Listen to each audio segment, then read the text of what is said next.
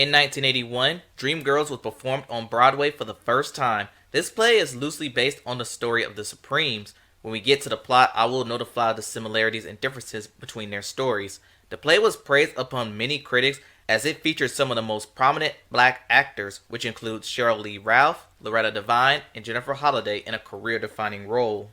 After its success, there were many attempts of this making a film adaptation. The earliest was in 1987 when they started to build the movie around Whitney Houston, but Houston wanted to sing I Am Telling You while portraying Deena Jones, so that project was abandoned. Next was sometime in the late 90s, and the plan was to build the movie around Lauryn Hill and Kelly Price. But after the failure of Why Do Fools Fall in Love, a film I really want to do a review later because Frankie is a hot mess, ended in failure, so that project was abandoned.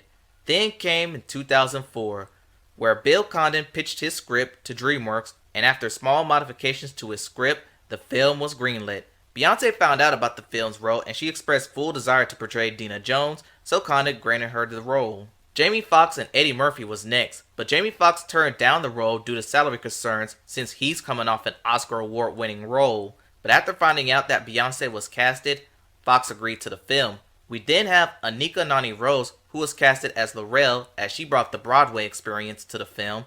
But the role of Effie White was extremely hard to cast. Raven Simone, Yvette Nicole Brown, she actually appears in the film in a different role, and Fantasia all auditioned for the role. But it looked like Fantasia was going to win until another American Idol alumni named Jennifer Hudson, and after a ton of auditions, she landed the role. And fun fact, all the Dreamgirls casted are Virgos. Once the cast was in place, DreamWorks backed out of the film due to it exceeding its budget of $73 million. In fact, DreamWorks would get bought by Viacom, and Paramount was already part of Viacom, so Paramount and DreamWorks settled in co-distribution. At $75 million, this was the most expensive film with a predominant black cast at the time. So what happened in the film? Stay tuned to find out. Before we begin, if you want to see music bios or more good videos like this, hit the subscribe button. And without further ado, on to our feature presentation.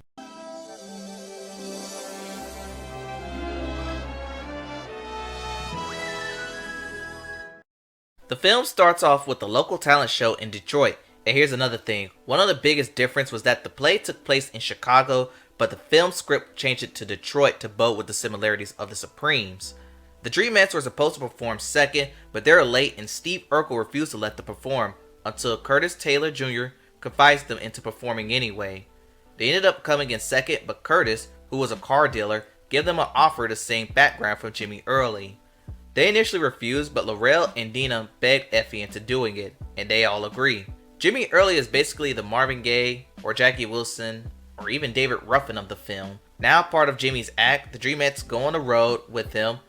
And a fun fact, the Supremes did start off in the background recording hand claps for Marvin Gaye before breaking through on their own.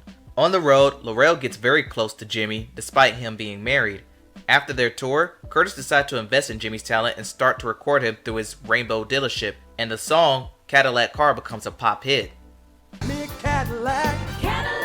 I got me a Cadillac car. But to the surprise of no one, his song gets whitewashed, and CeCe, who is Effie's brother and the main songwriter of the film, isn't happy about this. To counter, Curtis has to step into the bad side, which means using payola to play their records and ending his Rainbow dealership, creating Rainbow Records. Curtis is getting romantically involved with Effie, and this will lead into a bad outcome. But for now, Curtis wants Jimmy to become a mainstream pop act, but Danny Glover is concerned that he's being used. Back off, Curtis. Jimmy's mine. Jimmy don't belong to no one. Are you defending this car salesman, Jimmy? Can't you see he's using you? Ain't nobody using Jimmy, alright? No. Curtis gets his wish in booking Jimmy in Miami in front of a white audience, but he bombs. Curtis then gives good news, bad news, and changing news for the Dreamettes.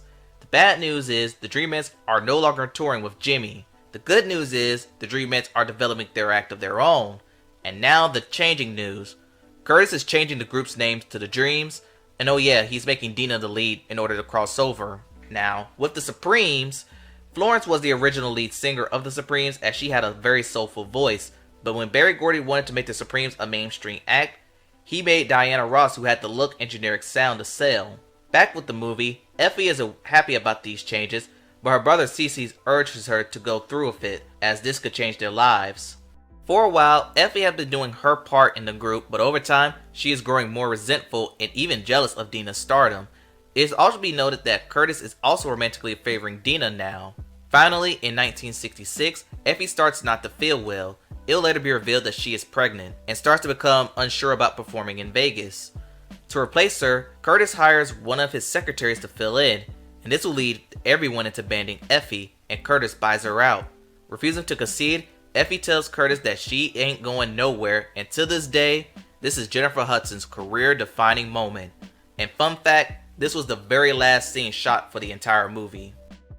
We are now in the 70s, and Dina is now married to Curtis, who expanded his brand to Hollywood. He wants Dina to star in his adaptation of Cleopatra, but she hopes the film don't happen.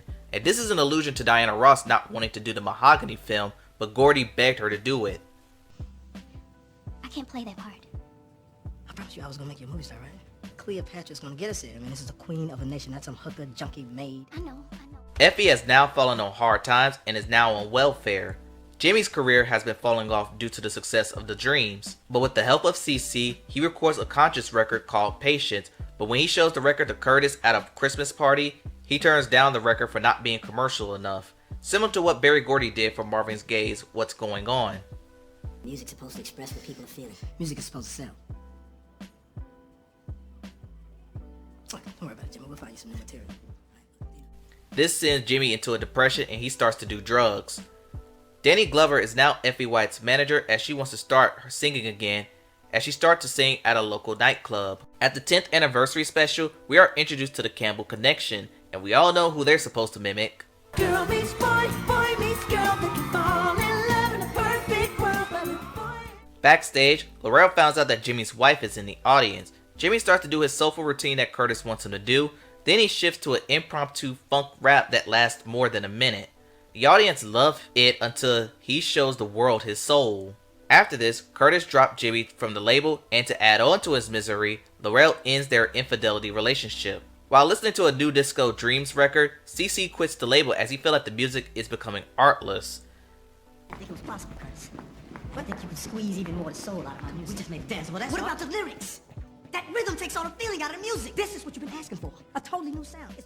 It will be here where we are notified about the death of Jimmy Early, who OD'd on heroin. Loretta is devastated for obvious reasons, but is forbidden to attend Jimmy's funeral. Curtis is cold on the news, and CC leaves for Detroit. At the club, one of the original Dreamgirls reminisces about Jimmy. Upon hearing the words from Loretta, CC reconciles with Effie and wants to record a record independently. The result is One Night Only.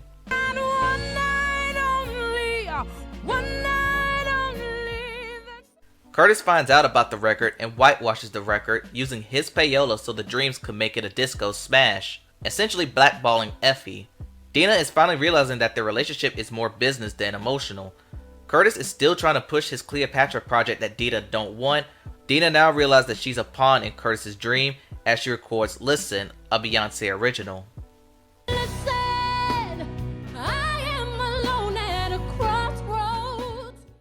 She also discovers his payola scheme to blackball Effie, so she calls her and they reconcile.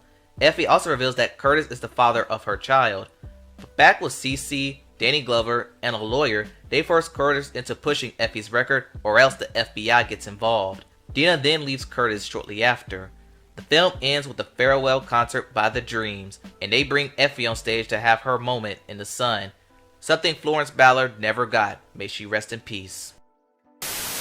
All in all, this was a fantastic film. Kudos to everyone involved as they performed commendably. Even Beyonce did a good job. Eddie Murphy's vocals were fine as he's always been a good singer when he's not trying, but we all know who performed the best in this film, and that was Jennifer Kate Hudson. She left no crumbs on the table. She deserved that Oscar, that Golden Globe, that BET, and that Grammy. Grammy's for something else, but still. So if you haven't seen this film, you've been living under a rock. Just kidding. If you haven't seen this film, definitely check it out. And if you have seen this film, revisit it. You won't regret it. And that concludes the Dreamgirls review. Tell me what y'all think in the comments below. Please like, comment, and subscribe to the channel. Thanks for watching, and I'll see you next time.